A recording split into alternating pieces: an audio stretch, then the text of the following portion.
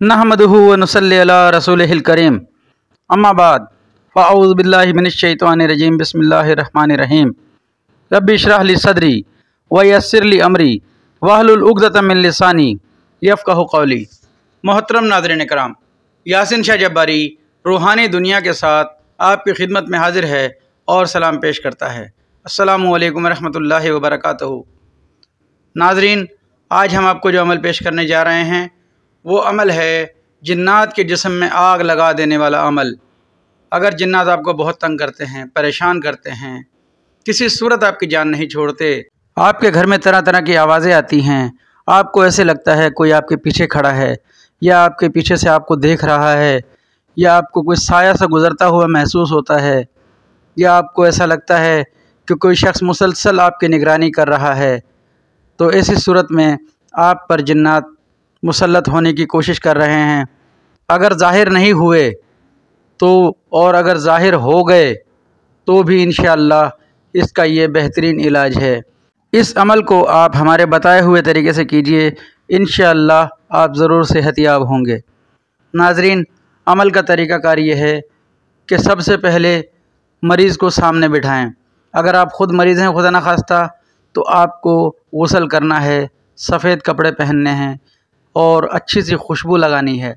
ये अमल आपको मंगल वाले दिन, मंगल के दिन सुबह फजर की नमाज के बाद या ज़ोहर की नमाज के बाद करना है।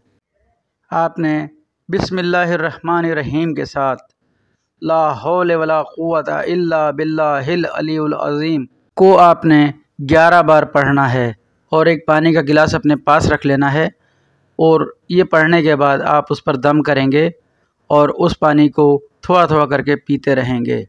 इसके अलावा आपको ये एक नक्श जो हम आपको स्क्रीन पर दिखा रहे हैं, ये नक्श होगा, ये फलीता है जो आपको बावज़ू लिखना है। बावज़ू होकर हिसार करके, हिसार का तरीक़ाकार ये है कि आपको 3 बार आयतुल कुर्सी, अव्वल आखिर 3 बार दुरूद शरीफ, 3 बार आयतुल कुर्सी और 4 कुल पढ़कर अपने हाथों पर दम करके अपने पूरे जिस्म पर फेर लेना है और उसके बाद आपने इसको नक्श को लिखना है। इसको आप इसी तरीके से लिखेंगे जिस तरीके से लिखा हुआ है। ये लिखने के बाद आपने इसका फलीता सा बनाना है जो चिराग में जलाया जा सके और उसे नीले रंग के धागे से बांध देना है। इसके बाद सरसों के तेल में आपने इस चिराग को रोशन करना है। असर और मगरिब के दरमियान मंगल वाले दिन ही आपने ये अमल करना है और मरीज़ को सामने बिठाना है और मरीज़ से कहना है कि वो इसमें देखता रहे। नाज़रीन, इस अमल को करने से पहले, यानी कि चिराग वाला अमल करने से पहले भी आपने अपना और मरीज़ का हिसार करना है।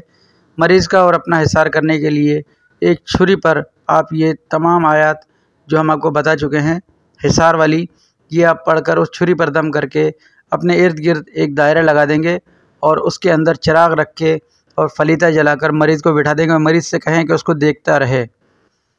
इस नक्श के नीचे मरीज़ का नाम और उसकी माँ का नाम, फ़लाँ बिन फ़लाँ की जगह पर उसका नाम और उसकी माँ का नाम आएगा। उसके बाद आपने इस नक्श को मुकम्मल करके जला देना है। इंशाअल्लाह ताला मरीज़ को किसी भी किस्म का असबी खलल होगा तो 7 नक्श बनाने हैं और अगले मंगल को फिर 7 नक्श बनाने हैं। हर मंगल को 3 दफ़ा आप ये 21 दिन तक आप इस नक्श को इस्तेमाल करवाएं इंशाअल्लाह। और जो पानी आपने गिलास में दम करके रखा है उस पानी के अंदर मज़ीद पानी डालकर उसको बढ़ा सकते हैं। चाहें तो इसे किसी बोतल में डालकर उस पानी को बढ़ाकर आप मरीज़ को वही पानी इस्तेमाल करवाएं। इंशाअल्लाह ताला अल्लाह ने चाहा तो 21 दिन के इलाज से ये मुकम्मल तौर पर सेहतयाब हो जाएगा। नाज़रीन, इस अमल को करने के लिए मरीज़ के लिए नमाज की खुसूसी हिदायत है। मरीज़ पाक साफ़ रहे, साफ़ सुथरा रहे, नमाज का बाकायदा एहतमाम करे। कुरान पाक पढ़ा हुआ है तो कुरान पाक की तिलावत अपनी ज़िंदगी का हिस्सा बना ले। इंशाअल्लाह ताला अल्लाह ने चाहा तो बहुत जल्द सेहतयाब होगा। अगर कुरान पाक नहीं पढ़ा हुआ तो उसे चाहिए कि जल्द अज जल्द कुरान पाक की तालीम किसी से ले और इस दरमियान में ला हौल वला कुव्वता इल्ला बिल्लाहिल अलीउल अज़ीम की तकरार करता रहे। नाज़रीन, इसके साथ ही यासिन शाह जब्बारी अब आपसे इजाज़त चाहता है। अपना, अपने घर वालों का, अपने बीवी बच्चों का, अपने रिश्तेदारों का, अपने महल्लेदारों का, अपने हमसायों का, अपने मिलने जुलने वालों का बहुत ख्याल रखें।